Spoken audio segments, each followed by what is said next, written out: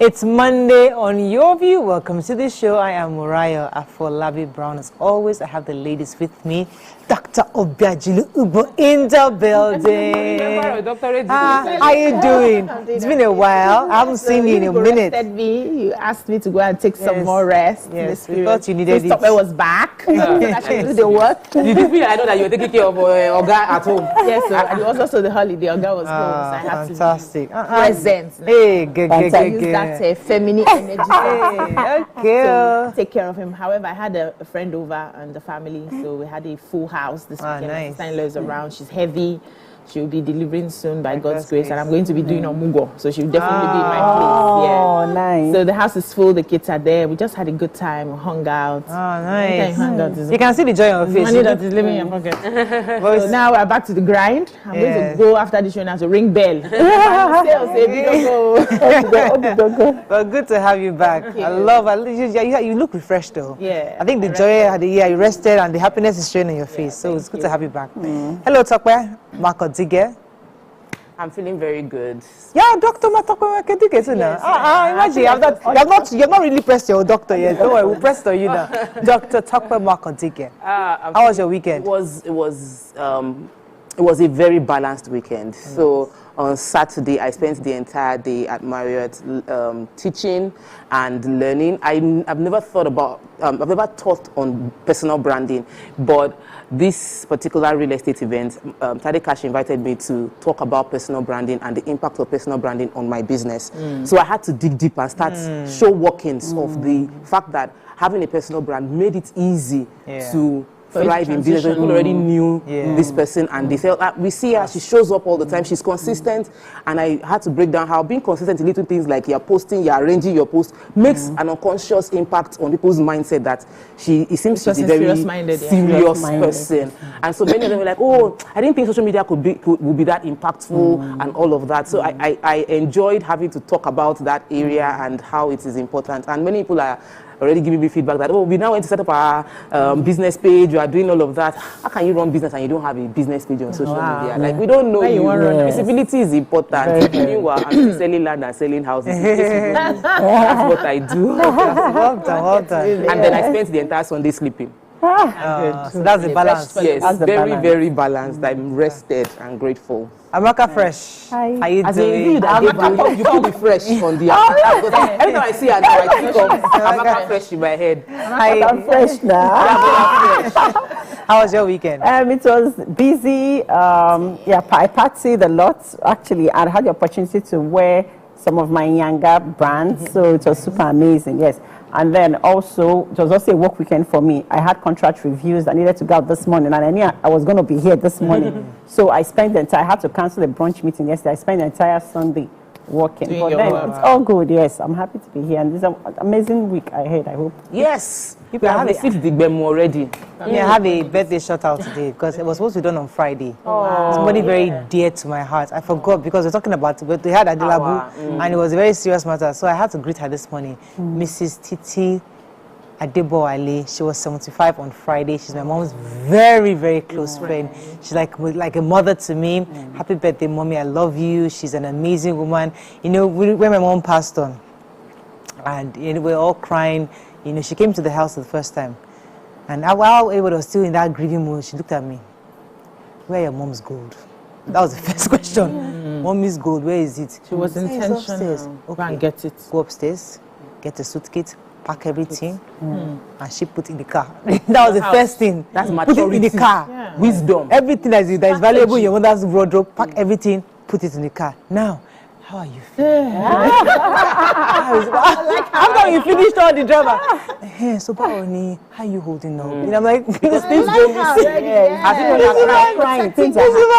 Oh my God, I can never forget that moment. She didn't even look at anybody's face, went straight to me. Oh, your mother's property, where is it? Carry. I love her so much. She's an amazing woman, Mr. Adeboale. God bless you. She was 75 on Friday. We celebrate you, Mr. Adeboale. All right, let's go on a short break now. When we come back, look at the front pages of the paper. Stay with us. We'll be right back.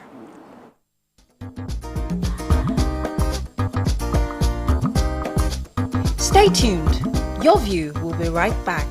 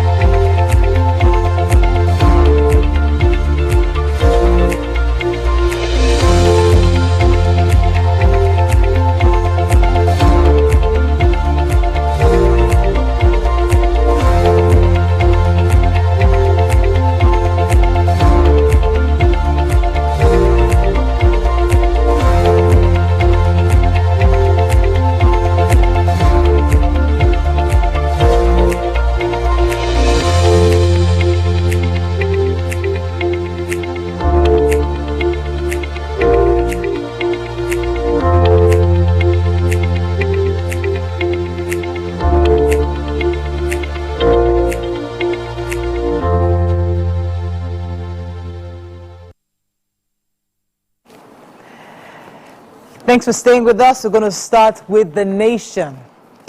EFCC will try bank CEOs over COVID funds and World Bank loans. Inflation records marginal rise at close of Q1. Sanwo-Olu tips APC to win Ondo poll.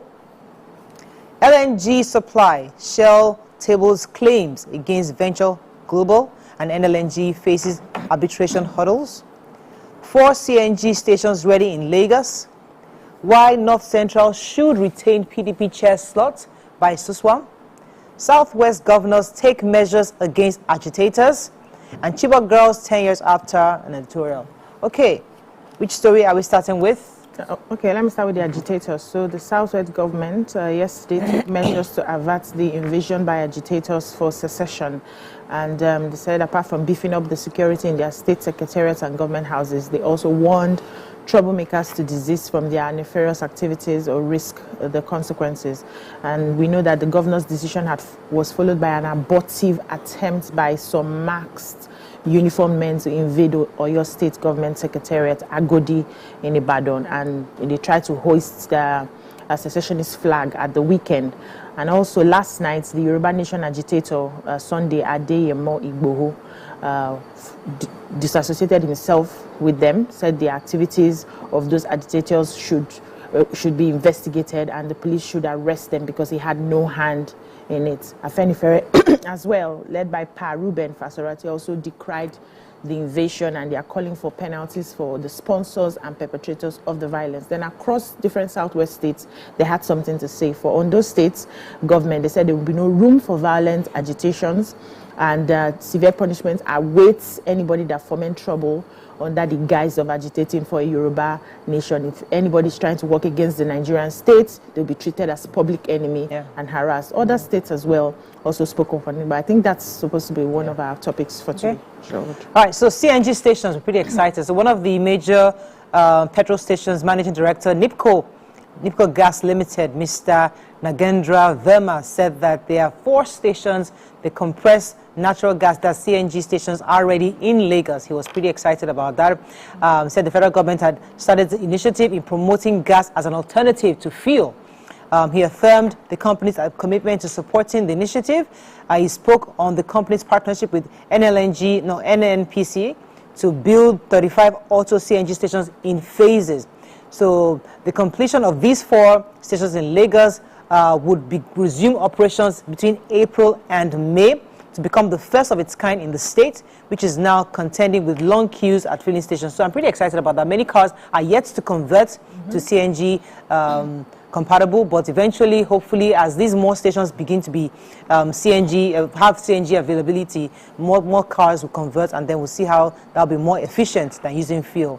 I'm pretty excited about that. Okay. So I have the anti-graft agency, EFCC, has intensified its investigation into the culpability of bank chief executive officers in the mismanagement of COVID-19 funds and World Bank loans.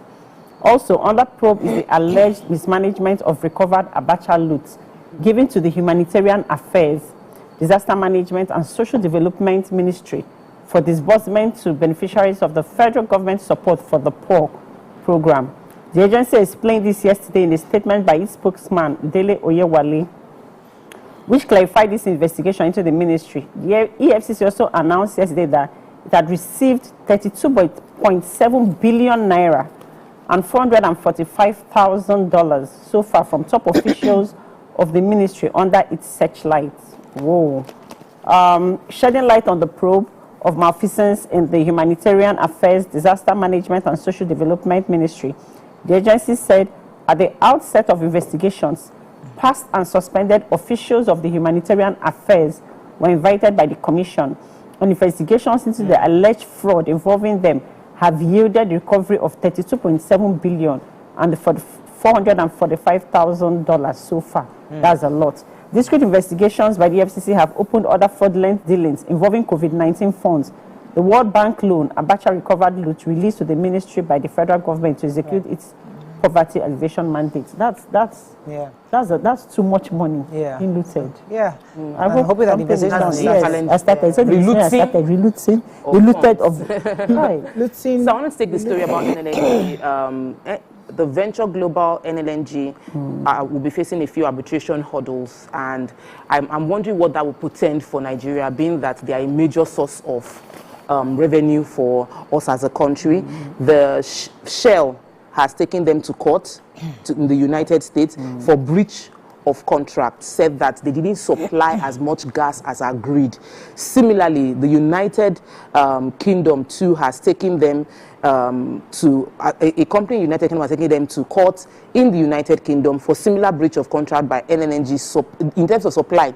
They said that they are supplying other countries, they are supplying other people, and they did not comply with the contract they signed with them. They said they exported over $18 billion through in NLNG, but they didn't get what they had agreed on. So my worry is it that because we need to get funds. So this new inflow of funds, if they indeed go ahead with this arbitration, they go to court, I hope they will not get a lawsuit that would favor this Shell and the other company against NLNG, which is a major financial contributor to the Nigerian economy. I'm hoping that we're able to correct it before we're now going to appeal on whatever punitive measure or financial challenge they put on us.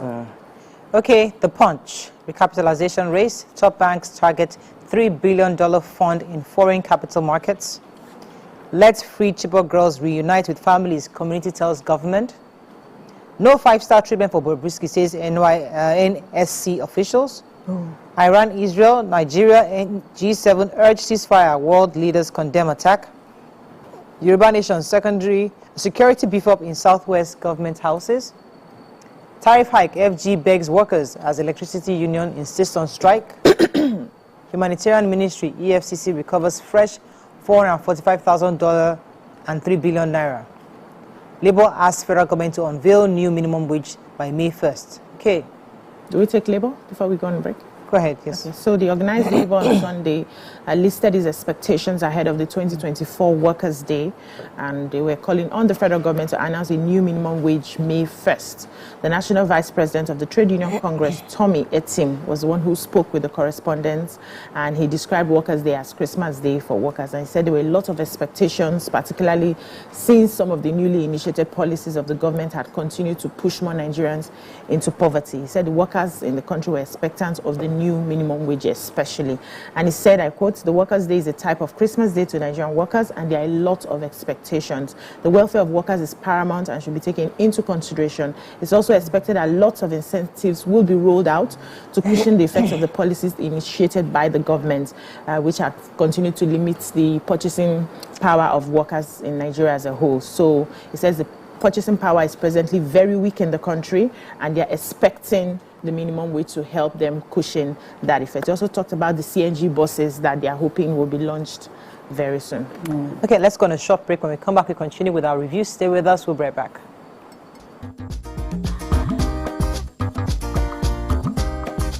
Stay tuned. Your View will be right back.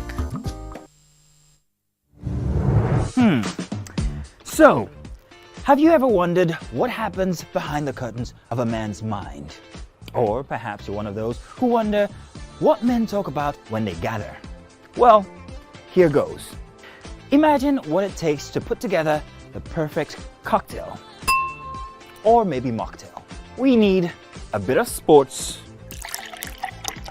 a sprinkling of current affairs, some very deep topical issues, and last but not the least, a healthy dose of grumbling of those we love to hate. And yes, you guessed it, women.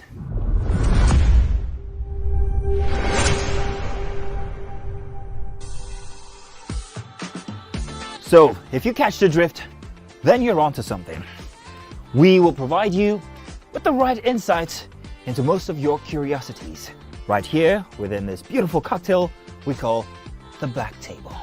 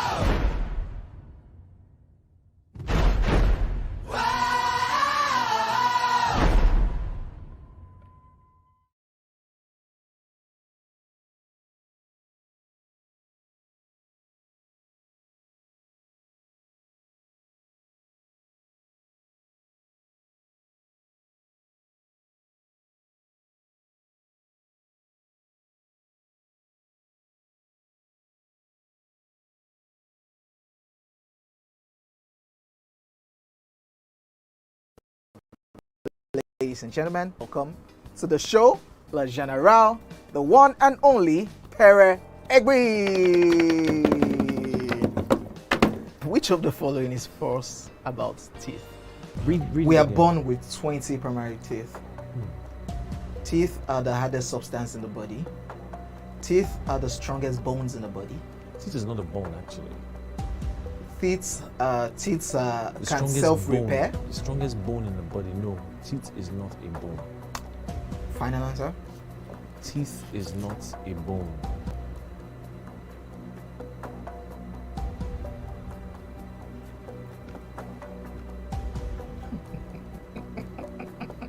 You know what came to my head now?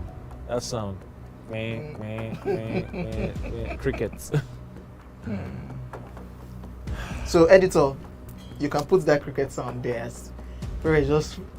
You can still put it down too.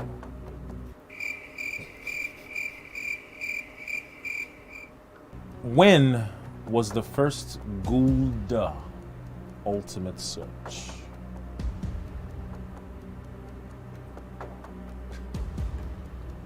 Editor? Don't put any cricket sound. I'm talking. Okay, Pere. How many times has Ghana qualified for the World Cup?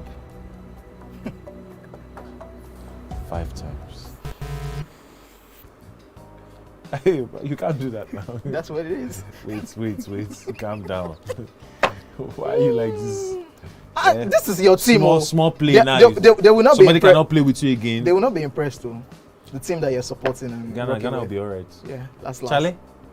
Cheers, Charlie.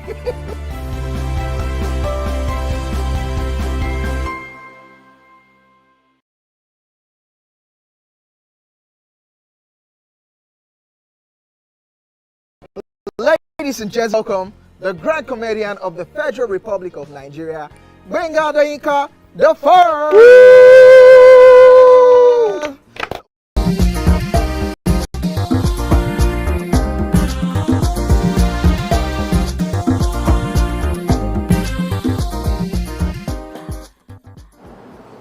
Thanks for staying with us. We're still reviewing Punch. I'll take the story. So the story on Bobrisky. So the controversial cross-dresser Idris Okuneye, aka Bobrisky, was handed a 6-month prison sentence over Naira abuse. Currently shares the same cell with male inmates, say in the KwH Custodial Center.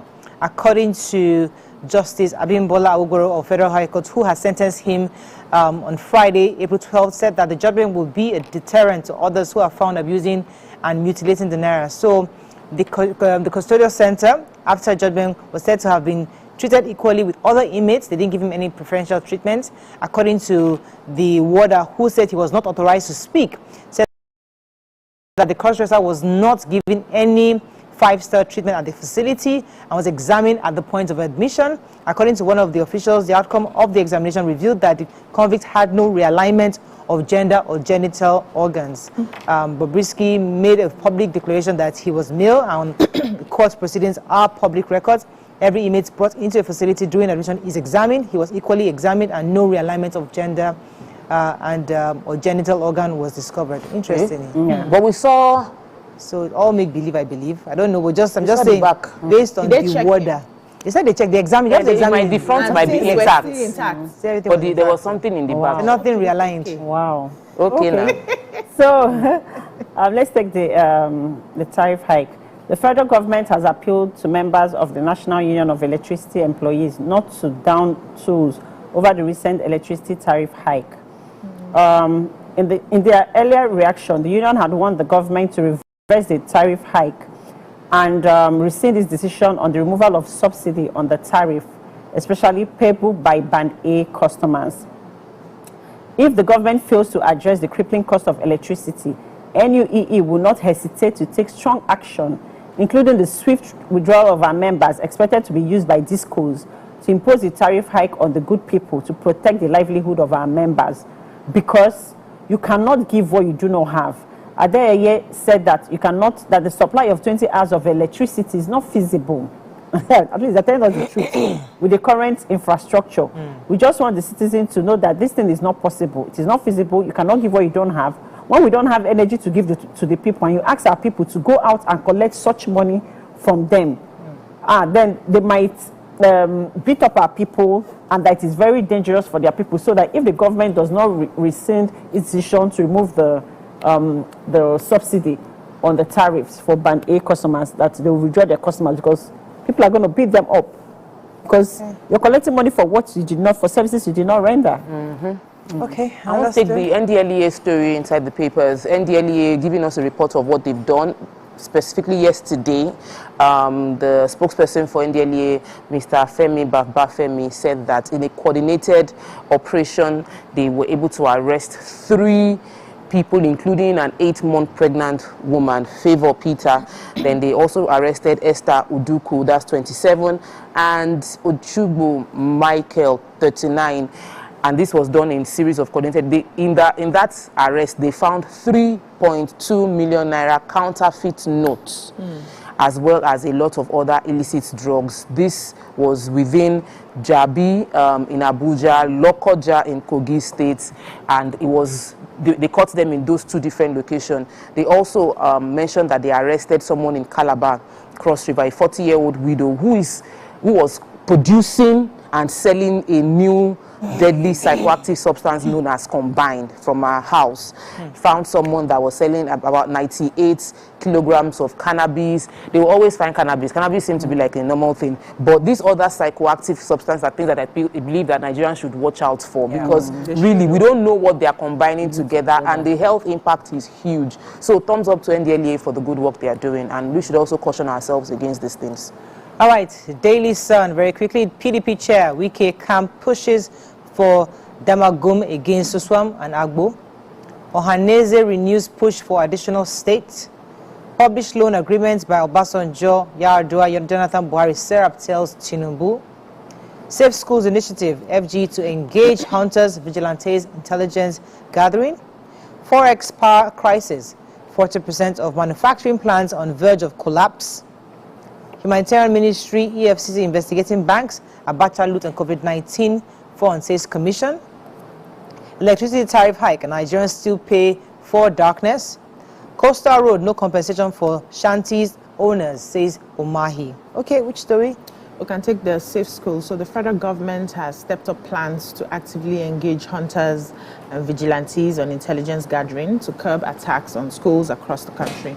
The National Coordinator Financing Safe Schools Initiative, Mrs. Halima Iliya, was the one who gave the indication in Abuja yesterday. And he said aggressive community engagement and sensitization of students and parents, and also teachers, will kick off any moment from now. As a component of the plan for states with local vigilantes, they will be training the local vigilantes. And for those states who do not have local vigilantes, they will train their youths instead. And they said that they will be asking the youths to volunteer in their different communities so that they can get a form of training. They cannot achieve anything without the youths. So she says, and I quote, "We'll bring them to the security architecture for them to defend and protect their communities in the areas of intelligence gathering, prevention, and detection of deterrence capabilities." And it says there were also plans to use the National Orientation Agency, NOA, because of the presence in their different local communities. They will be reaching out to the grassroots to help people even understand what it means to protect themselves. They will be developing training manuals that could be converted to local dialects for the different local governments, for efficient communication, so that everybody has an understanding of what is expected for them, how they will collaborate with the youths, the vigilantes, and the government. I think it's a good one. Let's just see how it goes, yeah. So I wanted to take that 40%. The Manufacturers Association of Nigeria has said that about 40% of manufacturers, local producers, are at the risk of shutting down their business based on the increase in tariff hike. They also said that a lot of the current policies being put in place to help the economy hasn't trickled down and hasn't in any way supported the manufacturers within Nigeria. Said that there is high interest rate on loan, hyperinflation, astronomical energy costs, all of this together generating a very toxic environment for operations for local businesses. In this telephone conversation, Frank Oyebo, who is the former chairman of Manufacturers Association of Nigeria, also said that the manufacturers, many manufacturers, local producers that are bringing a bit of forex into the country are already considering shutting down their businesses because they cannot sustain the cost of running those businesses. They said they are using local inputs, suppliers are increasing their prices, they are unable to, and even though the naira has appreciated, they are unable to drop prices because they've brought in their goods already until they have sold out this product. That the government is hoping the government would step in and think about a policy that would favor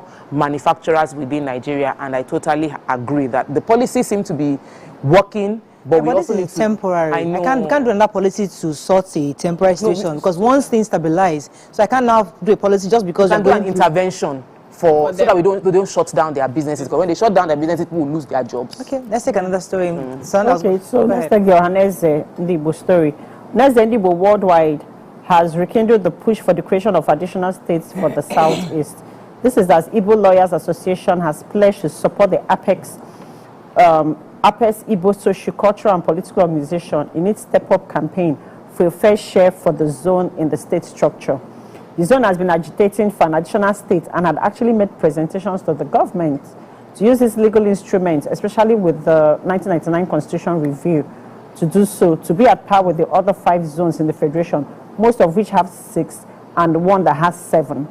But the request has not been heeded by the authorities. The President General of the Ohaneze Ndibo, Emmanuel Iwanyanwu, also stated that Igbo were not happy with the skewed nature of the 1999 Constitution. Hence, Ohaneze still stood by its Oka Declaration on Constitution Review after a special summit in 2018. So regardless of everything that the federal government is trying to push against this, the Ohaneze Ndibo, they are really pushing towards, because they don't understand why allocations should be done to local governments, that they should, create more states and it should be allocated to the states. Okay, final story this morning. So David Umahi, the Minister of Works, has said that the 700-meter Lagos-Calabar Coastal Road project would not they will not compensate those that have shanties and those people that had those caravan owners along that line. So those who have permanent structures will be compensated, but those of them that have those caravan owners, the shanties, the kiosks, they're not going to compensate those ones. Wow. And they're saying that the project should be completed in 8 years, and there's a revenue generating project because it's going to attract tourist attraction, and so it attracts tourists, commerce, water transportation, factories, hotels, real estate development along that line, and they're expecting that it will cost about 15 trillion naira and will be completed before the 8 years. So it's also going to be told, so hopefully that they're going to get revenue from that bridge. But it's an all-important bridge that must be carried out, but unfortunately only those with permanent structures will be compensated. We have to run quickly. I know there was a point story, the story about how neighbors repeatedly defiled me, physically challenged. It's so sad, one second, let me pull that up because you said the last story, so I just felt what you're going to do. So the point. Yes, to the point. Okay, so a 14-year-old girl, notwithstanding her physical disabilities, a 14-year-old girl named Withheld has revealed that she was turned into a sexual object by 3 of her neighbors in Oshobo, Oyo State, whenever her mom steps out in the morning, early hours of the morning, to sell pap. She explained that out of 3 of the men, one person started following her into the bathroom whenever she wants to take her shower. And if she wants to scream, the person will put his hand over her mouth and then molest her.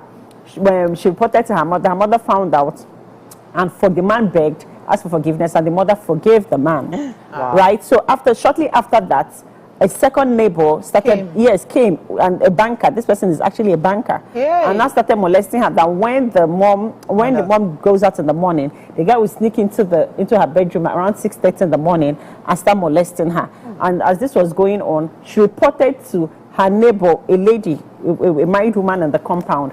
And as she reported to her neighbor, the neighbor, instead of raising an alarm, told her, confided in her husband, Then her husband now went and started. So they've seen her as. They've seen her as in her job, physically challenged girl. Then I started molesting. The husband now started molesting the girl.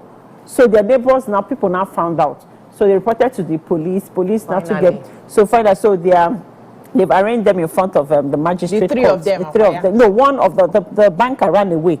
Ran away from. Fortunately, we have to wrap up. That's all we can take. Really sad story. Really sad story. Imagine the mother forgave. Yeah. No, it's forgiveness. That is all we can take on Fun Page Review. When we come back, move on to our next segment. Stay with us. We'll be right back.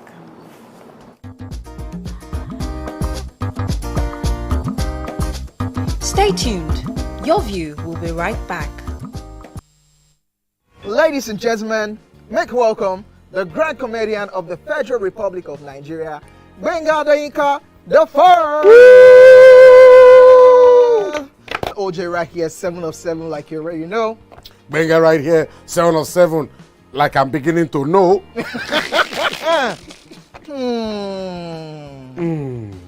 It's now time for the question. You don't scare me one bit. Bata, I go drink. So. Okay. So now one chance for enter. My first question. Do you remember the names of the winners of that edition of StarQuest? Of course I do. Why do you? And I hate myself for this because I have this question for you. Final question. No. Where outside Nigeria and what year? Think you're the only one that can be wicked. I am thinking because I know back in the day. Don't think. Answer my question quick. You are thinking too much. I don't like it. The UK. Final answer. Okay. I said, God, please, let me to perform outside Nigeria. Wait. And God gave me a show in Ghana. Drink, my friend, drink. I don't overthink this thing. See where I can. Yes, you overthink them. I would say you should catwalk. Let's catwalk now. Where are we? No, that's not catwalking. That's good walking.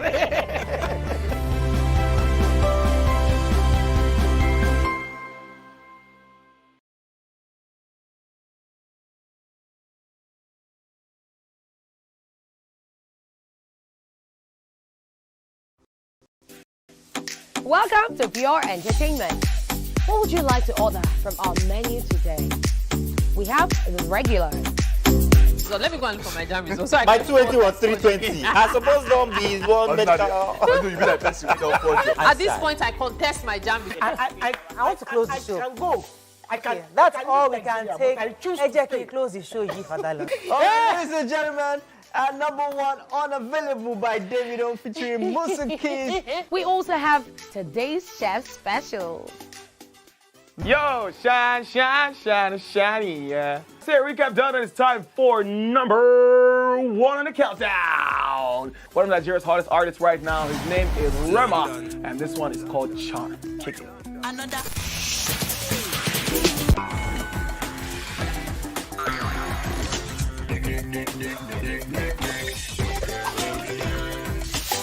For dessert and a bit of nightcap, we have the nighttime and online specials. I want to start the gym, yeah? But do you know one thing that's actually keeping me back? You should start the gym to get fat. Cricket. She says she does pole dancing to empower women. What's the difference? There's a difference. Yeah, that's what I'm saying. So pole dancer, you're already almost naked. You're already almost naked. No, the empowerment for me. Sex can make your relationship better. No. Sex can never be overrated. It is needed. Especially when it's good sex too. Almost every guy has been with somebody's girlfriend. But they are for all of us now. That's why you're still single. I would not agree or disagree with that because I don't want to get into trouble. I have a home to go to. Your next question. Oh, you ready to fail? Who is the better? You still what is it? That woman. Bam! Today we'll go here. Hey. Let's get talk now. I'm sure we've been able to satisfy your cravings, yeah? Stay good.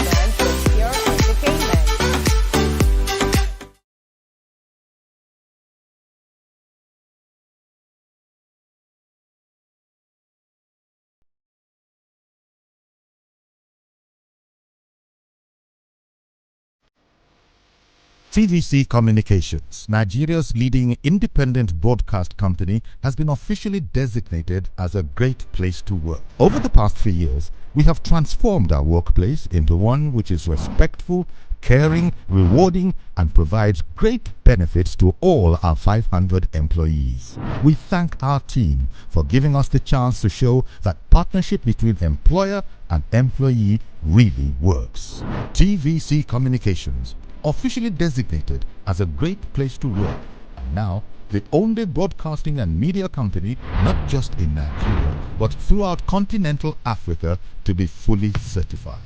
TVC Communications, a great Nigerian company, a great Nigerian place to work.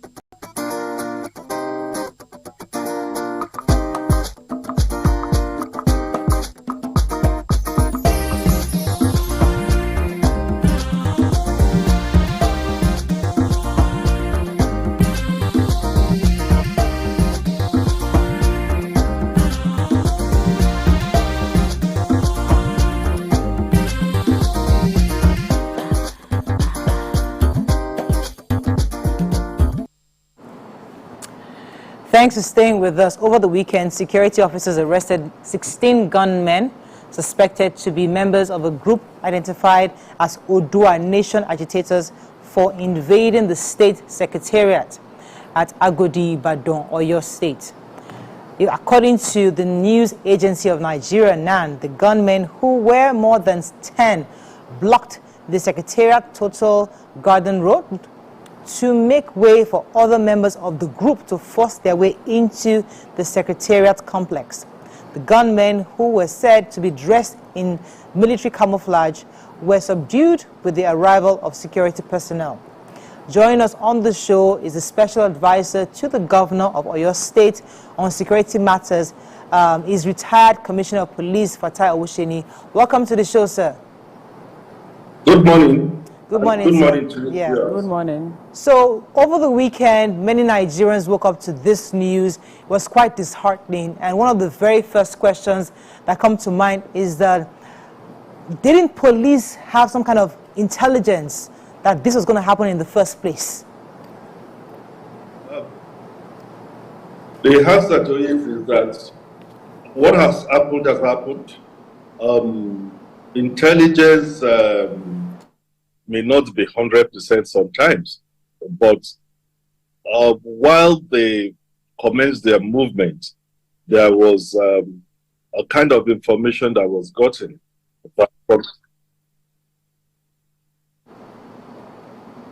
So there was an information that was gotten that some people in their numbers were trying to come out, and that made the police intelligence people to be on their trail. And that, of course, explained why the dislodgement was immediate. All right. So we're told that they came in and they blocked the secretariats. From the investigations of some of them that have been arrested, what exactly did they say was what they were looking for in blocking that secretariat? They wanted to start... Your report... Okay, go ahead, sir. Go ahead. The report that they blocked the secretariat is completely false.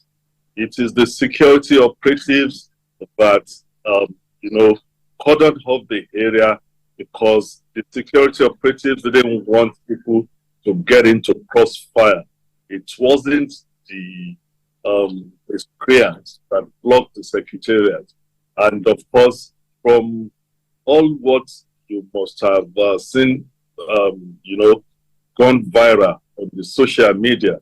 They have claimed to say that there was a proclamation that a Yoruba nation has been excised from the Federal Republic of Nigeria. They come to take the leadership from Ibadan. That is their claim. And like I've explained from other interactions, if you listen to them, you find out that they are not really coherent. And that is why I will continue to say that they have been described as people that are probably on some cheap drug materials who have been hoodwinked. I've likened them to people that follow movements like that incident, Guyana tragedy, many years ago in the United States. They are like people that followed the Jesuit thing, that have been hoodwinked, hypnotized into believing that they are fighting for salvation. And that suspicion has been confirmed from the results we are getting from the interrogations that have been carried out. Okay, so we also learned that they removed the Nigerian flag and replaced it with the Odua Nation flag. What does that connote? That was their aim, to host the flag, and of course, sometimes you require evidence when you want to prosecute. But what they've done, like a treason, that's a treasonable felony. And of course, when you don't get enough evidence, it is not enough for them to say proclamation. When they were doing that, what they were doing, hosting the flag, and they were captured, that is also an evidential material. And of course, they were immediately and quickly dislodged. So from the conversation, it showed that these were not people with they were not in a sane state.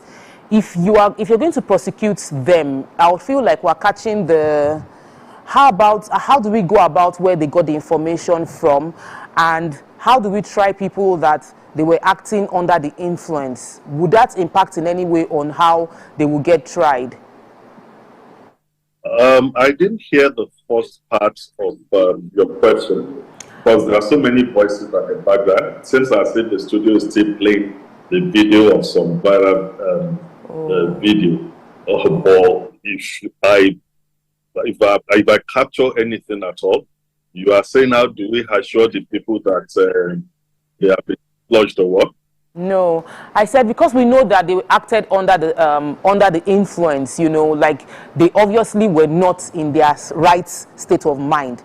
That are we sure that I'm looking at it as an individual, as a concerned citizen, that these are not the people we should be dealing with. Yes, we arrest them, but we know their source, where they get the information from, who is influencing them, who is sponsoring them, and who even gave them the drugs and told them where to go to, that kind of thing. For me, those are the people we should go after, not these people. And how would they be tried, since they can say, we did not know, somebody drugged us and just told us what to do, and we went ahead and did it? Okay, so talking professionally now, why did I liken them to people on cheap drugs? You must have seen those videos going all out from the way they were talking. Even the madam that seems to have released to say that a proclamation has been made, you will find out that the person is talking like someone that requires examination. Even the other guy that said that Gomeji or something like that, you'll find out that they are mixing a whole lot of things together. And when people are under the influence and the movement, even if you ask them to go and drink acid and kill themselves, that they will receive salvation, they will do it. That is why you also have suicide bombers. But we are not just, that is the one aspect of the analysis. So we are not sitting down to just conclude that. Because when you have such movement, they have a connection, they have people financing them, they are somehow well organized. Of course, the security apparatus has been on that since Saturday to get to the root, to see who are their backers, even some of the viral videos that are being released, the security apparatus, the team is working all together to go all out to see where is this coming from. A whole lot of work has been done. Things have been done between Saturday night and now.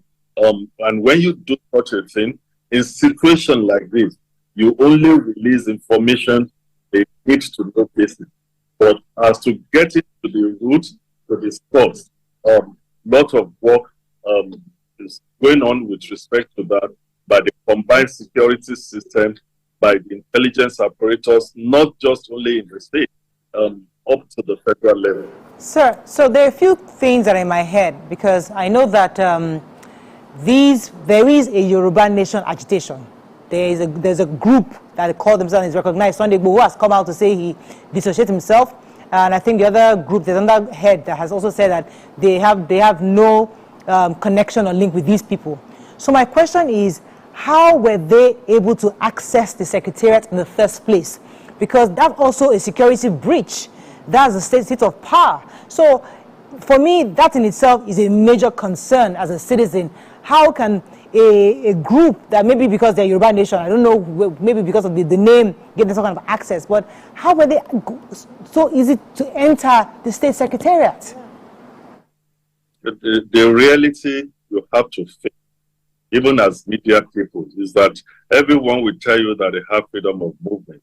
We are talking of a country where you have proliferation of uniform, where you have proliferation of so many groups, either hunters group or whatever, under the guise of even private security guards. And you see everybody wearing one form or uniform or the other.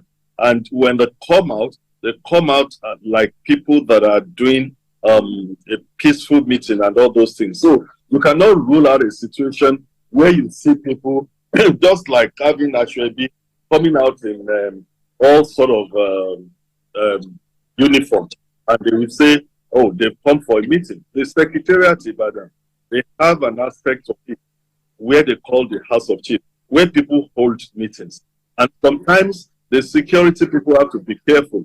Sometimes you challenge some group like that, and they will tell you that, oh, we are a group that have come for meeting or something like that. It is under that kind of a guise, because on that particular day, there was a ceremony going to take place at the House of Chiefs. And some people come like Bansas. Bansas wear different kind of uniform too now. Yes, we have sit down to, do an appraisal of the whole thing. Where did we fail? And because a group was noticed coming out of a place they call Olomi, Ibadan. So the intelligence people in civil dreads had followed them. That was why you see that the dislodgement was fast, it was swift, and that made it easy because they've been on their trail to say, oh, is this a peaceful movement or whatever? And it's a thin line between when you confront movements that they will say, oh, there are peaceful people going about. Boy Scout, Boys Brigade can say they are on a march past and whatever. So you need to detail the information you are getting before you can say, oh, let us respond. Or as to get into the root, the security people are, on top of what they are doing. Okay, sir. So the people making the proclamation, some persons have said they actually do not live in Nigeria. Can you confirm that to us? I won't be able to confirm that. You can only insinuate. But the security people that are working on it are also doing that. This is not new to everyone. You have so many people outside this country that come out to say whatever. Is it Ewa or the fellow that is somewhere out there that is asking people to sit at home in the southeast? You have so many of them out there, and they are, under the guise that the United Nations have a provision that gives room to self-determination and all those things. So people come out. There's a thin line between saying you are breaching fundamental rights of people and of course doing security work. I have a caller for you. What sort of work is being done with regards to get the source from which that woman was making her broadcast, including the guy that also came up talking a whole lot of things like someone that probably needs a psychiatric examination. Let me take this call from Isaac. He's calling from Otta. Good morning, Mr. Isaac. You're live. Good morning, ma. Good morning, listeners. Good morning, the commissioner. Good morning, everyone in the studio. Yes, my question is very simple and straightforward. Mr. Osheni talked about Mr. Osheni talked about the fact that intelligence cannot be 100% sometimes. So I want to ask now in a situation where I mean we have life-threatening situation. I mean, like what happened the last time. I mean, they had their way into the place. He said, according to him, he said the thing was thwarted or something. But now, what happens when lives are involved? Probably while on their way, they already gunned down someone or they already attacked someone before. The security operatives could come in. So, if you expatiate on the fact that intelligence cannot be 100% sometimes, why? Does it mean that our intelligence is not, grounded enough to combat such situation so that it will not endanger lives? All right, thank you, Isaac. Thank you. Did you get that, Commissioner CB? If I get it clearly, it's trying to question the integrity and how strong is our intelligence. Is that what he was asking me? Because somebody could have died. Yes, he mentioned that. Yes. So if you're talking of intelligence, don't let us deceive ourselves. Because this thing happened in Ibadan doesn't mean it is now that we'll be pretending that globally, no intelligence system is 100%. Even the country of the world that have the best of technology, it used to be breaches. That is why they would tell you that someone had scale defense of the White House or something like that. So you cannot have 100% system, and of course with security. So talk less of here that you have all sort of things put together. Security consciousness is the lowest in this country, and of course when you talk of human intelligence, which is very, very vital in intelligence tools. If you have all the technology, you must also make sure that human intelligence is given consideration. What is human intelligence? If you see something, say something. It is a country where, because of the Nigeria that has happened to everyone, what people are after is, I want to go out to go and earn my living. Even when you tell them to say, beside your house, do you know who your neighbor is? I don't bloody care. As Commissioner of Police in Lagos State, I challenged the elite in Ikoyi that your housemate, your cook that you have given your boys' quarters, do you go there in the night to know whether he or she has brought in people? And some people went to check and they found out that, housemaid, a domestic staff that they've given a one room at the boys' quarters, has subletted that boys' quarter out to another 5 persons. So we're talking of a country where we need to improve on our engagement with the people as to security consciousness, to say, if you say something, please say something. Some people will say mistrust. And you're also talking of a country where every big man going to a social party is carrying all sorts of people wearing all sorts of uniform. It is what is happening that we see every day. Don't let us pretend. So it requires that we should rejig our ways of doing things to check all sort of proliferation of uniform, proliferation of weapon. It starts from an Olode guarding a house, carrying a dang gun, from carrying a single barrel. There are some of the so-called militia leaders that you know in this country, that when they move, they have all sort of retinue or people following them, blocking your cars. So many big men do that. It is something that the government need to fight, and the people must put hands together with government to fight that. All right, we need to wrap up with you, but I have to ask you very quickly, was it the army or was it the police that apprehended these people? Because we saw a press release from the Nigerian army, and then we're also seeing policemen in uniform apprehending the suspects. So who did it? Who's taking credit for this? It's a security operation. Who made the arrest doesn't matter. All the arrests made will be handed over to the police. The police have the 20 people that is on the figure. The ones, because we have what we call an operation boss, which is a joint team. Everything goes back to the police for prosecution. All right. Thank you so much. It was a pleasure having you, sir. Speaking with retired Commissioner of Police, Oyo State. Let's go on a break now. When we come back, we continue with the show. Stay with us. We'll be right back.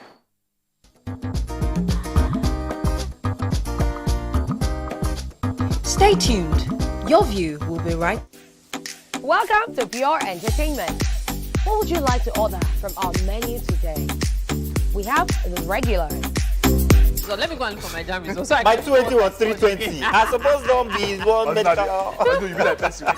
At this point, I contest my jammies. I want to close the show. I can go. I can. That's all we can take. Ejeki, close the show, Fadala. Ladies and gentlemen, number one, Unavailable by Davido featuring Musa Keys. We also have today's chef special. Yo, shine, shiny, yeah. Say recap done, and it's time for number 1 on the countdown. One of Nigeria's hottest artists right now, his name is Rema, and this one is called Charm. Kick it. Another.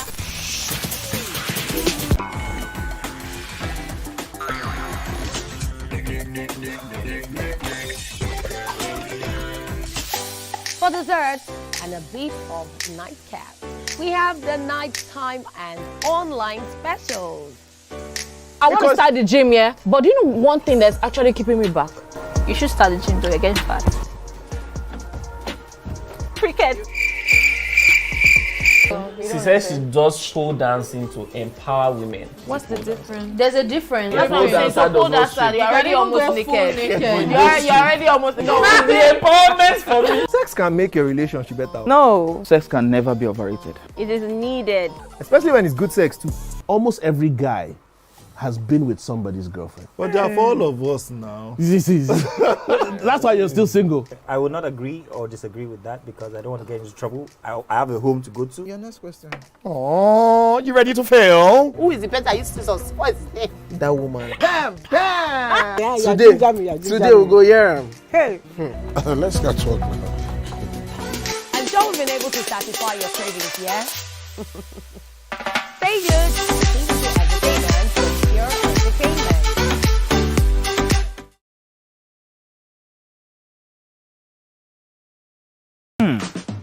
So, have you ever wondered what happens behind the curtains of a man's mind? Or perhaps you're one of those who wonder what men talk about when they gather. Well, here goes. Imagine what it takes to put together the perfect cocktail. Or maybe mocktail. We need a bit of sports, a sprinkling of current affairs, some very deep topical issues, and last but not the least, a healthy dose of grumbling of those we love to hate. And yes, you guessed it, women.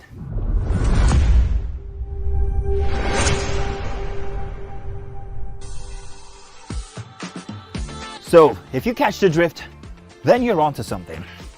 We will provide you with the right insights into most of your curiosities, right here within this beautiful cocktail we call the Black Table.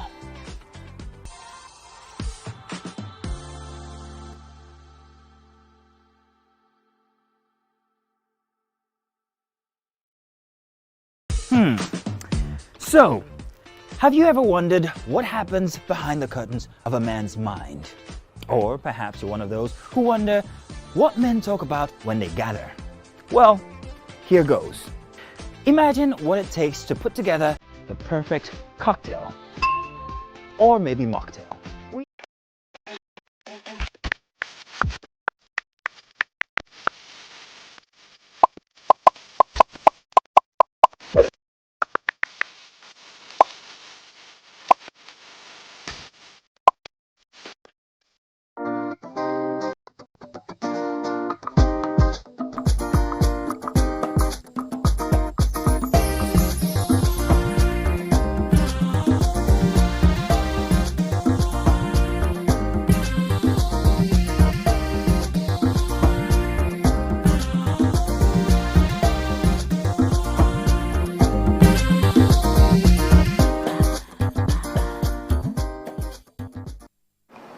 Thanks for staying with us. So the pastor of Dunamis Church was trending most of the weekend, Dr.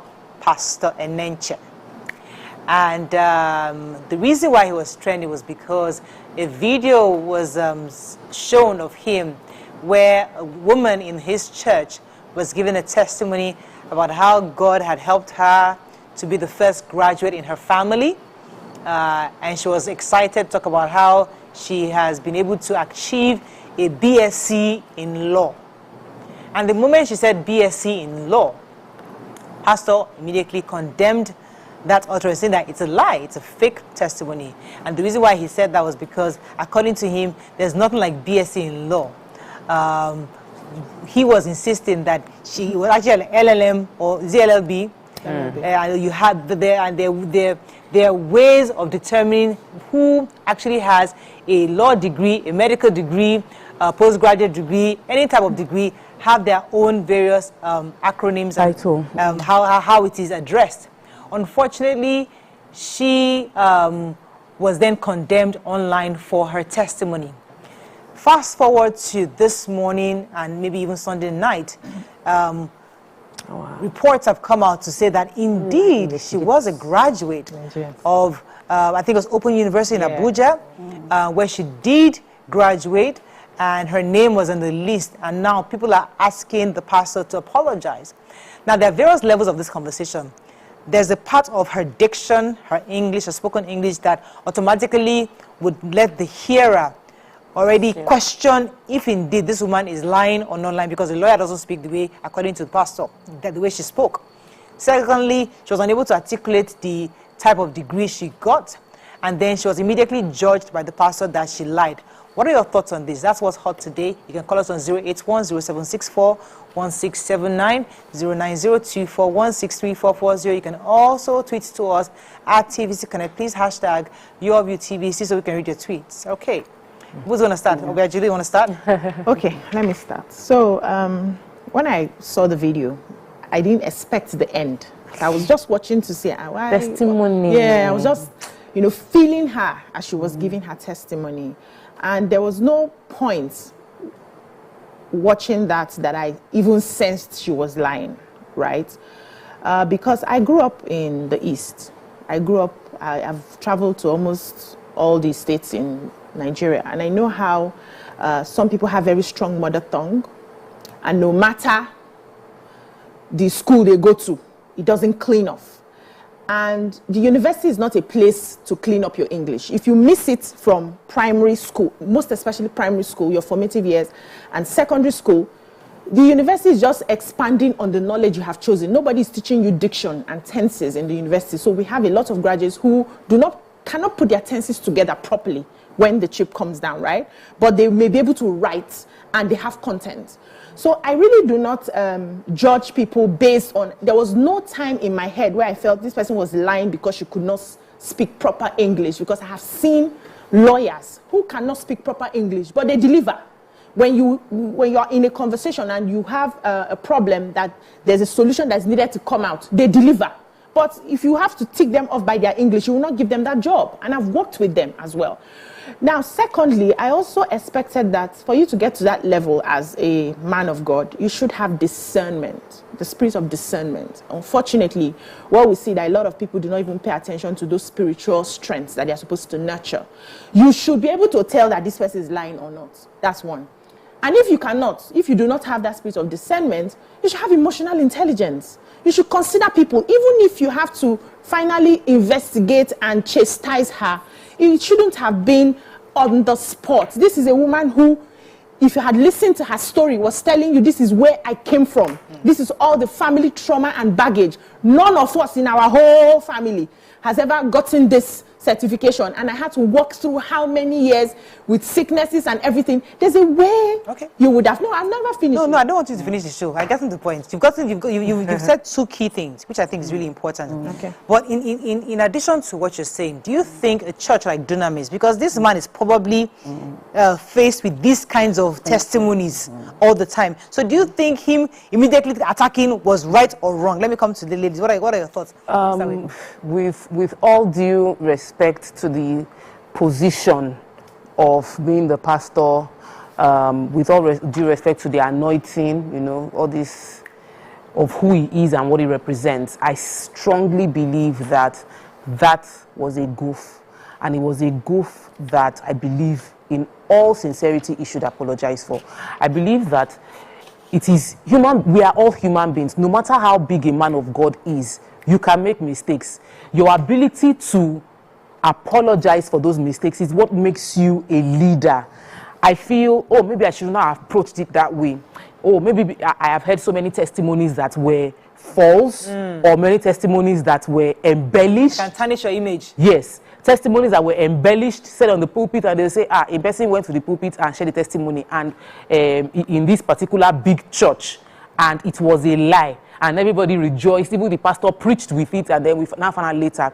So I believe, with benefit of hindsight, it would have taken his time to investigate it before calling it out as a lie, because of the appearance. Because we have been taught not to judge the book. We have been by its cover. We have been to the bush and go and bring the person from the bush. He doesn't have the strapping of being a king, but he is the person you are going to anoint to be the king. So I sensed that there's a reactionary move from him to call out something, and I'm human. I can own up my mistakes when I've made a mistake. If he verifies that lady graduated from Open University and is a lawyer, then he owes her apology for calling her out as a liar to everybody as in this went viral with her name. All right, let me come to you. What are your own thoughts on Okay, so I believe, and we all know, we all live in Nigeria, and we all see the backlash that religious leaders get and churches get, right? And people are constantly calling out churches on fake testimonies and stuff. So him getting up and challenging a testimony and asking, before he challenged that testimony, let's give him the benefit of doubt. He asked some questions. Basic questions, yes. Right? And he asked the right questions, and he didn't get the right answers. And that made him suspect and say, please step down, because I'm sure he has been faced with this kind of thing over and over again. One, right? But in a situation whereby he asked those questions and he got the wrong answers, that made him make that decision.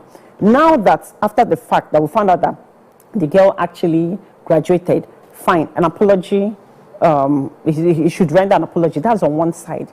Then on the other side, let me face the lady.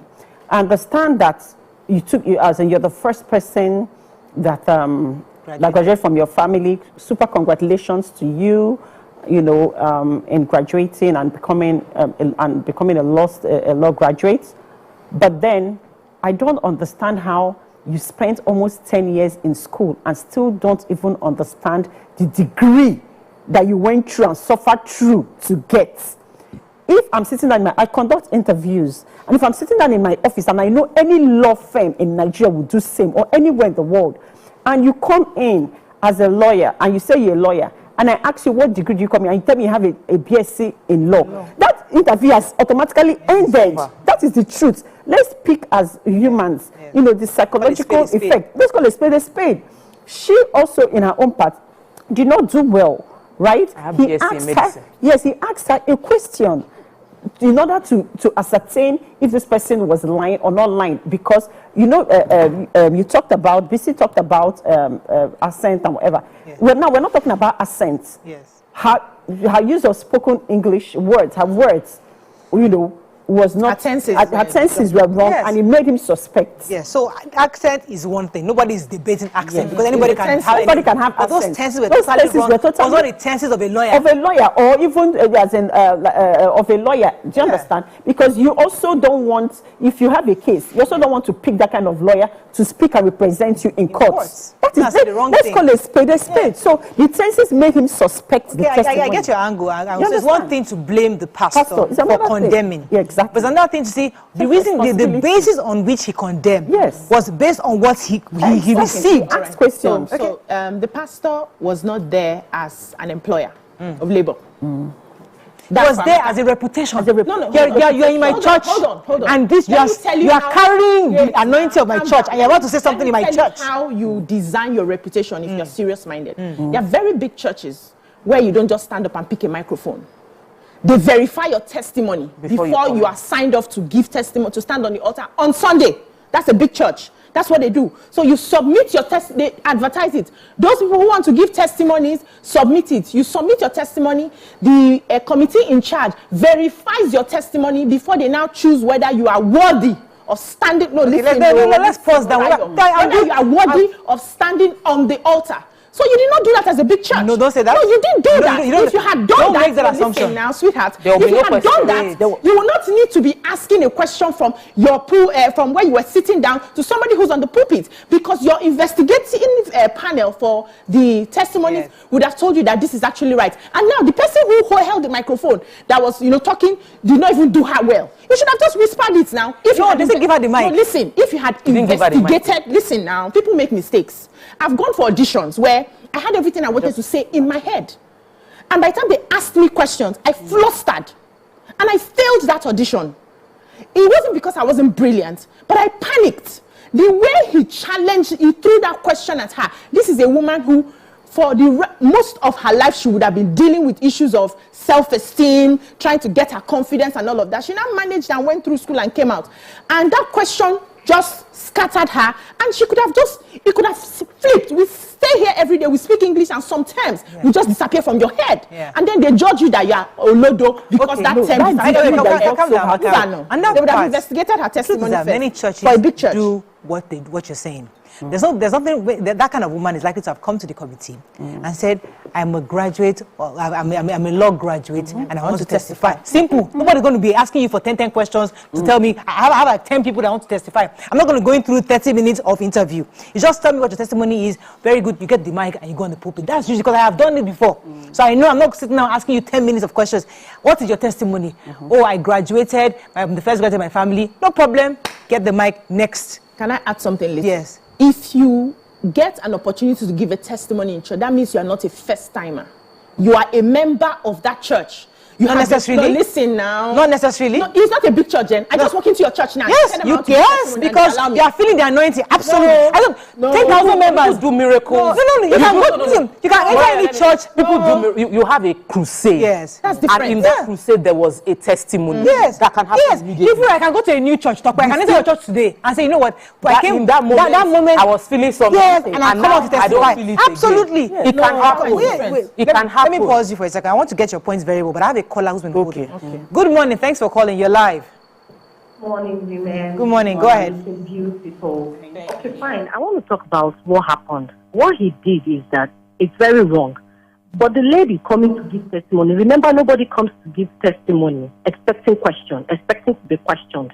Like you're coming to give testimony, and she's happy that she breaks the gene. That is one. Then secondly, expecting that kind of question from the man of God took her off balance. That is true. Then secondly, he played down her emotion, and that could affect her being confident anyway. It will tarnish her image. As in, did you know how many people go to that church? 80,000 people. 80,000 people. Do you know what that is? So I think he holds her an apology, regardless of whatever. She has diction. We know she has issue of pronunciation and all that, but then he holds her an apology because she actually went to that school, and that question took her off balance. Thank you. Thank you very much, David. Let me go to a short. We're going to come back and continue with this conversation. Stay with us. We'll be right back.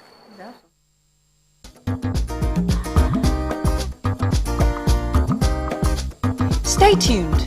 Your view will be... Ladies and gentlemen, Made Kuti in the view.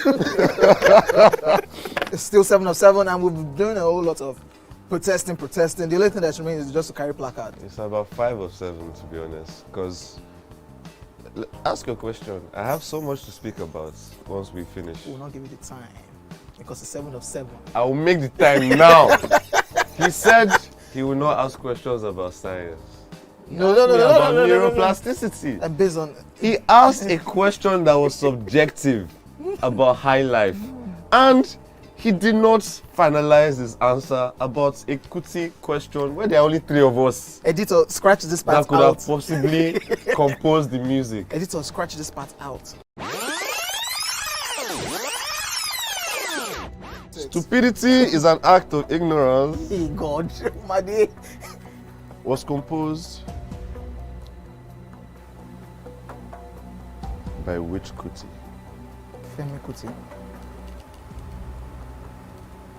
Is that your final answer?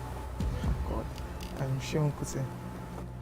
No, wait, Femi Kuti. You said Femi Kuti. Wait. You can't be allowed. No, you've not asked me anything. Everyone. You've not asked me anything. So my final answer. No. All I have to say is this show is really about drinking. Yeah, that's the whole idea. The questions don't matter. That's the whole Justice idea. is out the window. We throw caution to we the have wind no right morals here. On the 7 of 7.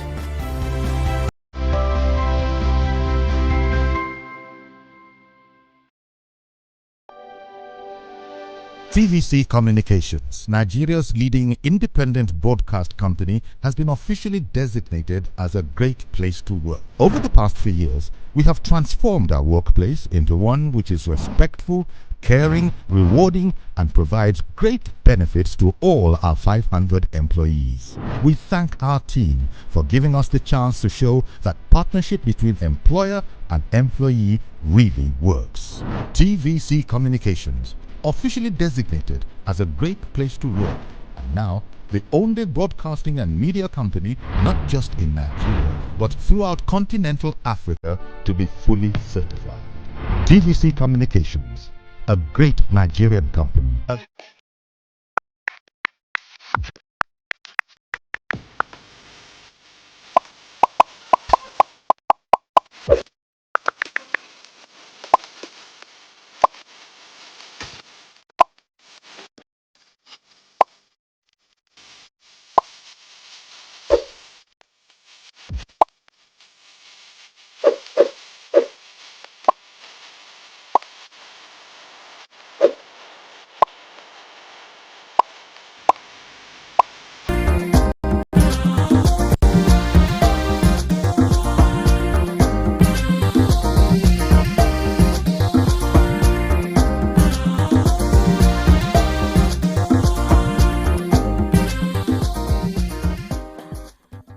Thanks for staying with us. We're going to be still concluding the part on this conversation as regards this Pastor Dr. Enenche.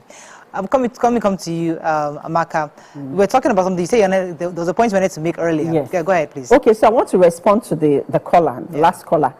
She said that the person that was giving the testimony did not expect that kind of question.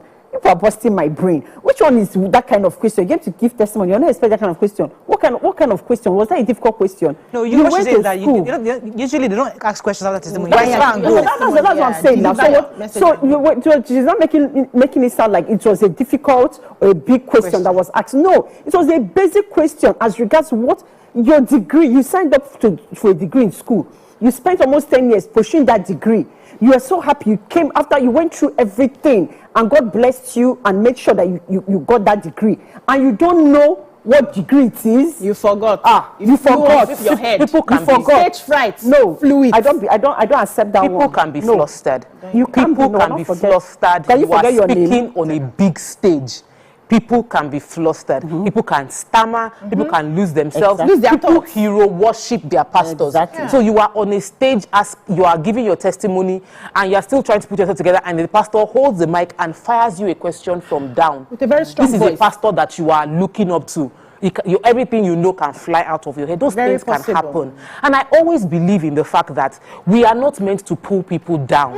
Your job as a pastor is to lift up. Even if I catch you as a thief and I want to help you, I will pull you inside the column and call you out and tell you that, see, what you've done, because I don't want to tear you down as a person. I am dealing with the character and not the person. What the church did, what the pastor did was to call out and drag what we call online dragging. A personality. You dragged a person. For those who have no idea what we're talking about, let me just show this clip so that we'll come to BC. No, don't pull people down. Let's see the clip very quickly. No. We'll do it. So your name and what God did for you. Praise the Lord! Above only! I want to appreciate God for my life and my family. And I want to thank God for using mommy and daddy for our sake. It all happened that I was trying to school in National Open University. Before I came to this Dunamis, there's a lot of things that is happening in my life and my family. From my father's side and my mother's side, nobody is a graduate. They will only ended up primary or secondary school. Praise the Lord. But when God remembered me, I got a job and I was working, and I decided to further my education. I started the school. I want to do law program. I started 20. Okay, so we lost that, but her English was clean to a certain point where she just missed a few tenses. She just mixed it up, a few tenses, which happens to everybody, except you're so eloquent that, you know, let me just say, maybe your childhood, you went to one of the best schools and you really paid attention that you don't have those mistakes. People make such mistakes. Now, my point is, as a man of God, like Tope rightly said, your job was not the employer. Your job was not to pull her down. If you had noticed or your Holy Spirit had told you that she was lying, you would investigate afterwards. Then you can come on the altar on the next day and say, do you know that the woman who stood here to do a testimony last time was actually lying? We investigated and we found out it was a lie. Please, we do not allow anybody to lie here in the name of God and whatever. That would have just made it easy. Now you have embarrassed this woman, you have disgraced her, you need to give her an apology, and you need to apologize to the church. All right, we have to wrap up on this. But it's a very strong voice. I think the apology should go around. There are two parts of the apology. Yes, Pastor might owe her an apology, certainly, for embarrassing her. And now that we know that she's actually a graduate, certainly, she also owes her university an apology. For the degree that she graduated with. So she also needs to apologize to the entire Nigerian people that we educated you and you couldn't articulate what you graduated with. It's a problem. It's a national disgrace. Yes, it is. So but that apology should be shared across board. Okay, that's what we can take on this. And we come back and bring in our guest, Otumba Sunday. Odunto is in the studio. Stay with us. We'll be right back.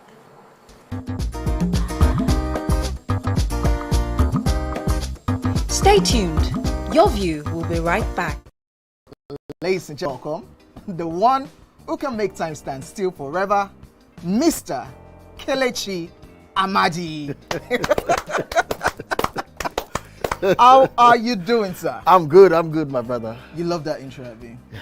It was great. Okay, Thank you. We try like that. Thank you. Now my question, which I feel is a cheap question. Oh, go ahead. What does ISO stand for?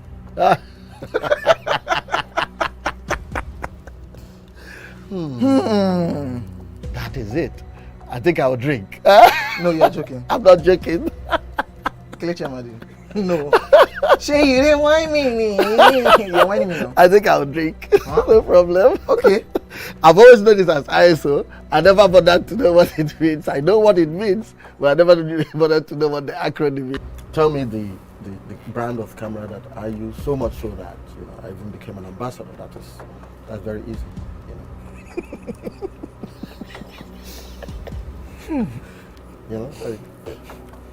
It's out there. It's supposed to be, yeah. I just said, let me give you this one as a token of my appreciation. Sony. Drink! I'm not done. You did not say final answer. You did not ask me if that was my final answer. You don't have any choice again. It's only how many cameras do they have? My friend to drink. I gave you a very easy something. Nikon now.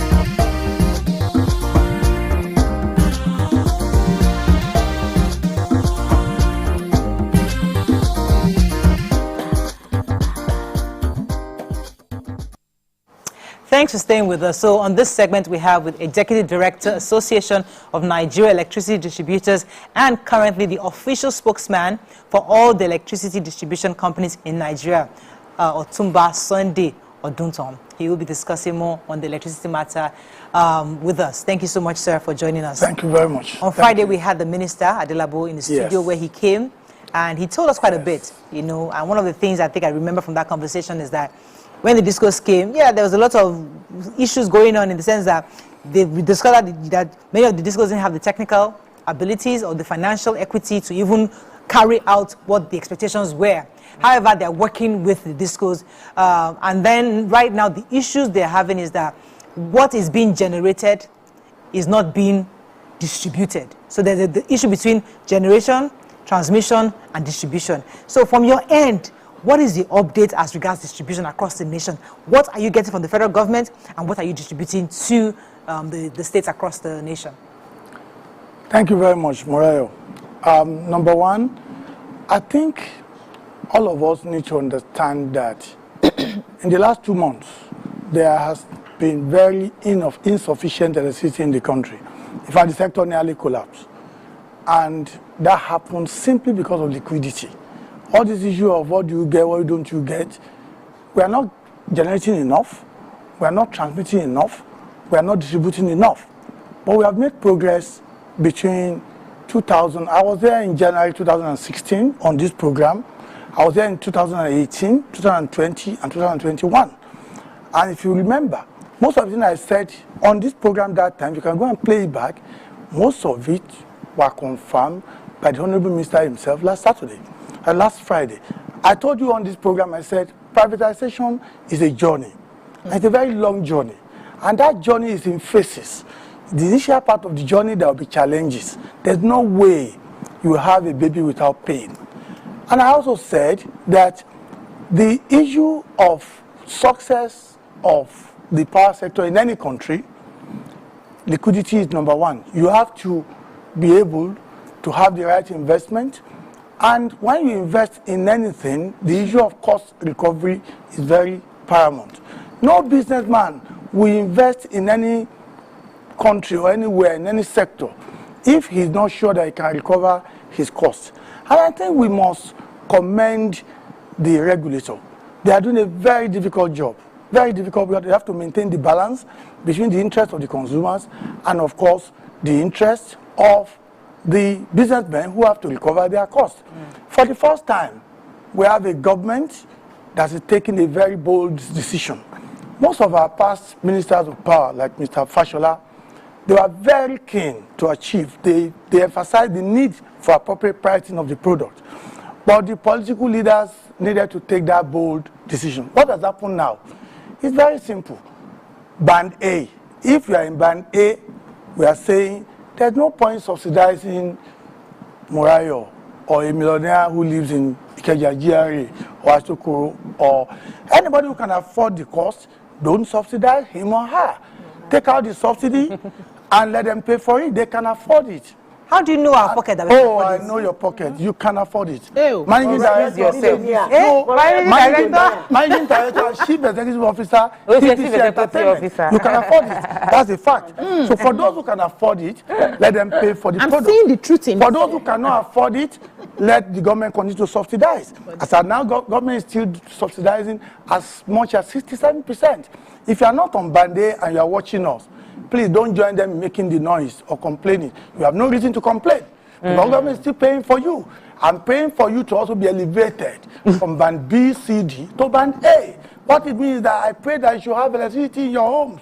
Nigeria cannot develop without electricity. We cannot have a country without electricity. This is very important. I am no band. Service. I don't have a band. Then that means you are using free electricity. Of course not, I pay. and I pay more than most people. No, I don't know the band. You don't know it's different from you don't have. No, hold on now. I have light just a few hours a day. Yes. Just about 2 hours or 3 hours a day. I suffer the same. And my bill, I don't want to mention it here. I am paying seriously. And I'm asking the question. Some people said it could be as a result of the new meters that actually run faster than the old meters, because I wasn't paying as much when I was in Alagbado than where I am now, that I'm paying so much, and I'm not in any band as far as I'm concerned. So please, is there anything like a new meter that makes it possible for you people to overcharge us, and yet we're not in band A? Does the new meter run faster than? No, the new meter don't run faster than usual. Okay. Meter is an instrument of measurement that is just there for revenue assurance. These codes are not the one manufacturing, supplying, or installing meters. Okay. But even those who are doing it, this is a very heavily regulated industry. And I'm saying that we should give kudos to the regulators and to the federal government. Okay. What they are trying to do, what we should be talking about now is that every single household in Nigeria should be metered. And if you are metered, you can measure your consumption. And the issue of meter running fast is a no-no. What you need to do in your house, I read somewhere where some people are saying that the minister should apologize for telling people to switch off their air conditioner or their freezer. And he has apologized. Yes, we said that. I want to repeat the same thing. Switch off, and I will not apologize. I'm not a politician. Switch off your deep freezer when it's fully frozen. Why? Because when you switch off on Friday night, and you put it back on Saturday morning, it is still frozen. Nobody open it at 3 a.m. If I don't have light in the next 3-4 days? No, I'm talking about Band-Aid. I know they this band. Let us talk about Band-Aid first. Okay, wait, this Band-Aid. Let us move you to Band-Aid, or move to where there's Band-Aid. For Band-Aid, no, stop saying that. Stop saying that. There are people in Band-Aid. There are people in Band-Aid that are not receiving electricity. Okay, let me tell you. There are people in Band-Aid that they're not getting the electricity. So how do they know they're in Band-Aid? Please complain. Let us know. But let me tell you, when we say Band-Aid have between 20 to 24 hours. We are not saying that every day you have 20 hours non-stop. Okay. We are saying that calculate your energy, the energy received in your home over a period of 30 days. It will never, ever be less than 20 to 24 hours. Over 30 days. So it means some days you might not have it. You an example. It is just the fact. Okay. We are not there yet, though. If anybody tell you that the journey has been completed, I will tell you that we're just on the second phase of the journey. What we have done now, or what the regulator and the federal government have done now, and I think the president has been bold enough to say, unplug those of us, including himself, at KwH, who are on Band-Aid. Let the government not subsidize it for, let us pay the true cost of electricity. That's the reason for the big jump. It was a big jump. That's why people notice, it's fast, though. It has to be fast. If you are paying 66 naira, and suddenly you have to pay 225 naira, then that's a jump. But one thing I want to quickly inform us, and that is very important, is that today in West Africa, even with the Band-Aid people today are paying the lowest tariff in West Africa. And I have the facts. In fact, I asked the producer if you can see it on the screen. If you look at this screen very well, we are paying the shipper. Look at Nigeria, 0.017 cents per kilo hour. Look at where we are. Togo and Mali are paying the highest, 0.215. Look at Ghana. Senegal is 0.18, and Ghana is 0.125. Look at 125. Nigeria is 0.017. So we are so low here because we have not been able to invest heavily to pay the right and appropriate tariff for electricity. So let me pause you for a second. That thing you just said. Because the minister says on Friday, they're trying to get liquidity. This money that you are getting from Band-Aid, what is it going to be used for? To pay for what Band-Aid people are consuming. Only. That's the answer. Who will not pay for that? That's what the minister mentioned it that there won't be. No, the minister mentioned that this is not covering the previous debt. This is just ensuring that we don't accumulate debt for this particular set of people. Shortfall that we had in the past. Okay, let me let Amaka jump in. Away from shortfall. Okay, so we understand that you said that we're not there yet and that this is going to take different phases and we're just in phase 2. Please, what are we supposed to expect? How many phases? Is it up to phase 10? How long? What's the projection? Let's know what to expect. If Nigerians stop stealing energy, and we are very, very good at stealing in Nigeria. If we stop stealing energy, we can end the journey by phase 3 or 4. If we continue, it can be phase 10.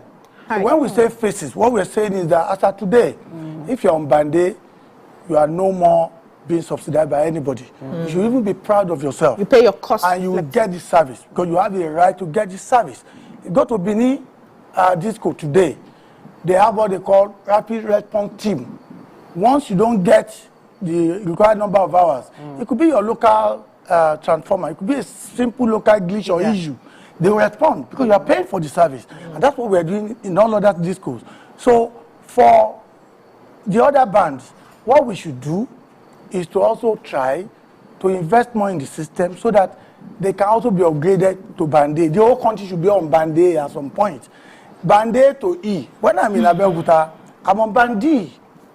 I get very, very poor service. But in the same Abeokuta, Ogute Capital, I know 5 places where they get not less than 20 hours. I'm praying to God to be able to go and leave. But what will make somebody in band E right now who wants 20 hours? They also deserve 20 hours. And they are willing to pay. And they are willing to pay. What happens? Somebody who is on band what? Band E. And wants 20 hours of electricity. What should they do? Fantastic. I can advise. And I will use the Magodo example in Lagos State. Before this new tariff, people in Magodo, some good citizens, came together and say, Ikeja, we don't want to be using generator again. We are tired of the cost of diesel and petrol. Can you give us something more? We call it winning buyer, willing seller. Okay. And we made it happen. Magodo, they stopped using their diesel and should there be any problem, they will even inform them in advance. So if any community who are now in band E, which is less than 4 hours, if they want to go to 20 hours, get yourself together, we can electronically ring-fence that community or that area as long as you are willing and ready to pay. Just because one person is a rich man there does not guarantee payment. The issue in the Nigerian power sector is the issue of payment. People think electricity is a social service. A politician will tell you it's a social service. I, as a businessman, will tell you that electricity is a product, like bread, like any other product. Somebody had to spend money to produce it. That cost element had to be recovered. And in the case of electricity, I want our people to please. I know the country is hard. I know how people feel. It's an emotional topic. But please, try to understand the fact that more than 80% of what we use in the Nigerian power sector are imported. That's the issue of foreign exchange.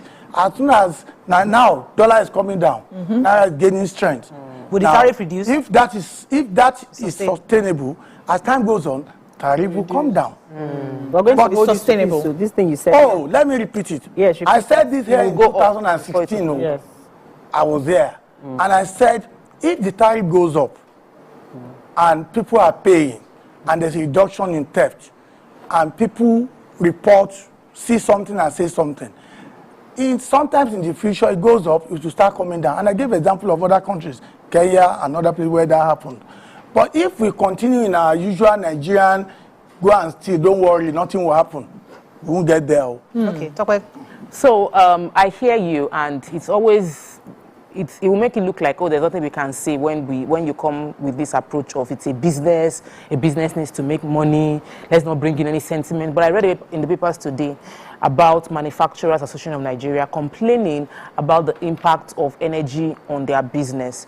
YK would always come here and shout and say, I'm not seeing, they group me as band A, that's YK in Ikeja business. They group them as band A, but they are still running generator, they're not seeing 20-hour supply. So people within that area, industrial, band A not seeing 20-hour supply, what should they do? How can they respond to their issue right now? Respond to them? Okay, with this new system, what we are trying to do now, all eyes are on the discos, on the generation companies and transmission companies. And we're all working together. It's not about we and them again. The regulators are working and they are so responsible. They try to do as much as possible to ensure that they deliver on their mandate. If we do not serve you correctly, one, your area will have to be downgraded back to the next level, maybe band B. And if we charge you unnecessarily, if you are asked to pay money for band A when you are getting the service of band B, you will get a refund, but when there, we will be penalized by a regulator. That happened to us less than 2 weeks ago. So it is not business as usual anymore. I can assure you that there is enforcement, and they will make sure that, and technology has made some things very easy. So if you tell me that you don't get Band-Aid service, I can still go into the system and check. I can tell you how much energy went to your house through your transformer and the feeder that served that transformer. It is very easy to know. Like we said at the beginning, there are only 481 feeders that are affected in the whole country. The highest is Abuja, which is 107 feeders. Ikeja here, where we are, is only 45 feeders. And when people are complaining, this thing affects the rich more than the poor. It is the affluent, the privileged people.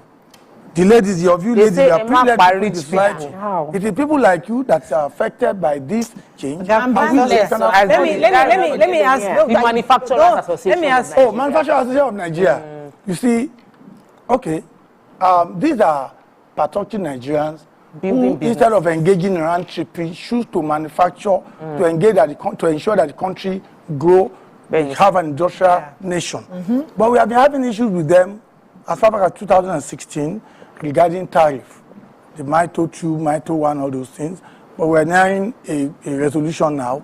It is in our interest for our industrialists to get good service. The more service they take from us, the more money they pay. And they pay very well. So I assure you, we will continue to engage with them. Manufacturers of Nigeria, we will ensure that they get the service that they require. Because when they get the service, they won't complain, they will pay. Yeah. If we don't give them the service, they will complain. All right, I have a question here for you from online. Somebody says coming together to choose Band-Aid is not as easy as he's saying. There are issues of feeders, transformers that must have the capability to carry the 24 hours, like you're saying. So there's a process to getting people upgraded. It's not a plug and play. So now takes me to the question of what the minister said last week. It is your job as DISCO to provide transformers for us. But many people don't have transformers today. What is delaying the infrastructural development of Thank you. And I'm sure, I hope the minister is watching. It is our job to provide transformers, cables, and all the right. When we were having a tariff structure whereby we were asked to undersell the product, something, for instance, that should cost 112, we have to be selling it for 60 naira.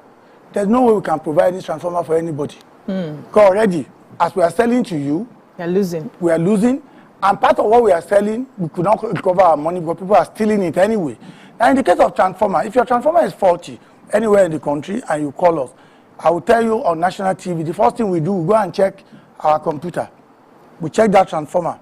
If there are basic debts on that transformer, we ask you as a community to pay. Come and clear your debt. We shall repair your transformer. Ikeja Disco only just gave a brand new transformer to a place in Ogba in the last 3 weeks that I was involved in. Once we see a paying community or street or area, we will do what we need to do. The reason why we failed, and I admit we have, the reason why we failed to serve you well in the past is liquidity crisis. Because I'm selling to you a product that I was not allowed to charge the normal price, and government that promised to pay subsidy will not pay. And I'm happy the minister confirmed that. When they say subsidy, they don't pay. They don't pay. That's why we have the shop. Okay, so let me hold you on this when you talk about liquidity again. Everybody's talking about liquidity. So what has the DISCOs, what have they done now? What process are they putting in place in terms to pull in investors, in terms to facilitate businesses now for money to actually come in? Are we going to continue as a business as usual, or what are they doing in terms of pulling in investors? Okay, number one, the Electricity Act 2023 as amended is going to help the country a lot. It has created room for more competition. That's number one. Number two, the country as a whole, the government is the one that you should be talking to. The government should provide the atmosphere. When people see that Nigeria is ready for business, and I believe we are ready now, investors will naturally come. If somebody knows that if I invest in Band-Aid, I will recover fully, they will come. If somebody knows that if I go to Band E, when I invest there, I cannot recover. And when the subsidy that they promised, they will not pay. They will be very scared to put their money there. So investment is all about the country as a whole, how we are, who we are, right from the airport, the ease of doing business, visa on arrival, all those reforms that are going on will help the country. Remember, There are people who are willing to come into this country and invest. The power sector can be very profitable, but it can be very dangerous. And I remember one of our regulators asked the question, asked somebody, if you have money, can you invest in the Nigerian power sector? If you have me that question today, I will rather take my money to Abeokuta and be eating my ogi. Because that sector is very, very, very volatile. But now we are moving there. Band A is in now. We now need to begin to address what we can do to improve the service for Band B, C, D, and E. But I'm calling on Nigerians, please, as we improve your service, you should be paying for the service. And I want to call on the government, please, it's time to roll out meters. I know it's expensive, and I know they are working on it. Without meter, people cannot measure their consumption. And those who don't have meter waste energy a lot. And those who are on Band A, I'm going to give an example. They know how to manage energy. I open my windows now. I have no band. Oh, well, I don't even put on the light upstairs anymore. The light is always off. So manage your energy. Once you manage it, you won't feel that 225 that we're all talking about. So you know, you talked energy management. You talked about people who are stealing electricity, and I wanted to ask you who is responsible for catching them as a business, so that we don't end up putting everything on government. If you are a business, you're running a business, and somebody is coming to steal your materials, who is supposed to handle that and ensure it doesn't happen? Primarily from the beginning, we're the one that is supposed to catch the thieves. But we can catch the thieves only if we get the proper intelligence from our customers who live around the thieves. All of us on this table live near thieves. Why? I can confirm that. I can provide evidence. I can come back to you before the end of today to show you, BC, that where you live, there are thieves on your street. Really? Wow. So you may not know Electricity. because you are not a thief. You can tell. No, you are not. You can tell from their meter. Because when we look at our feeder, the feeder supply electricity to various transformers. That transformer in most cases are metered. So I know the energy received by the transformer, which is pushed into the homes. When we do the calculation of payment at the end of the month, you see a lot of gap. That's how we know that from this transformer. So go and catch them now. Arrest them now. You see, when we now catch them, as we have done many times in the past, we do not have prosecution power. We hand them over to the police and the civil defense. I'm not here to demarcate negotiate. And I know I can tell you for free. But can you name and shame them? Put them on papers. We do that, and we'll continue to do that. I think we need to do more of that. Yes. But and my friends, I spoke with a High Court judge yesterday who complained to me, if you are watching us, I've told you, the next time they bring a case of energy theft to your court, send that guy to jail without an option of fine. If you do your own part, Mr. Judge, Nigeria will be a better place. What we are doing in Nigeria is that we pass the buck. Let everybody play their own part. Mr. Judiciary, do your own. Mr. Police, do your own. Mr. Disco, do your own. If your Disco staff, if you see thieves among them, don't just dismiss them as we do. Okay, because of dismiss time. and prosecute. Because of time, let me be sure that I've understood. You've communicated something to me. Yes. So if I am living right now somewhere far in Ajangbadi, yes, and I am on Band C, yes, and I have only 4 hours or 5 hours of power, yes, and I want to also have 20 hours of power, yes, what I need to do is gather my community, either it's an estate or the street. Yes. Or, okay, all of us, we're under this transformer. Let us come together and have a meeting. Let us see what can we do. Are we willing to pay and go to this band so we can get 20 hours? Once we organize ourselves, we now come to you this school. We have organized ourselves, so we are 20 of us, so, and we want to do this. Can you put us on Band A? Now, you do that for us. Now, when you say you are 20, can we put you on Band A? It is now a subject of where exactly you are. The distance, how to get that power to you, it's a factor. And it is easy to say we are ready. Readiness has to be practical. Then the issue of us, everybody has to be metered. Now, the issue of us giving you Band A, it is in our interest for everybody in Nigeria to be on Band A. But the infrastructure is very, very dilapidated. So it's not my fault. It's not my fault. So it's not my fault. Now I get to the cocoa of the matter. I'm just saying that collectively, if you are on Band D and your bill is 5,000, stop paying 2,000.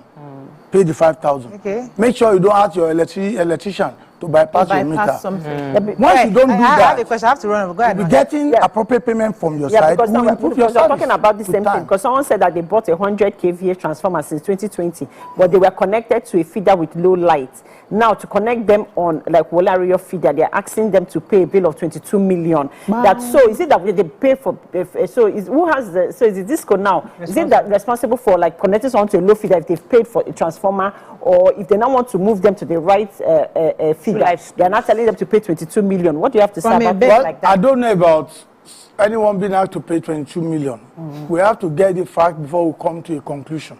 Is it 22 million for certain infrastructure that is required to be connected to that particular kind of line? For instance, if there is a 33 kV line somewhere and you're on 11 kV, that transformer, whether you bought it for 12 million or 20 million, cannot be used on 33 kV line.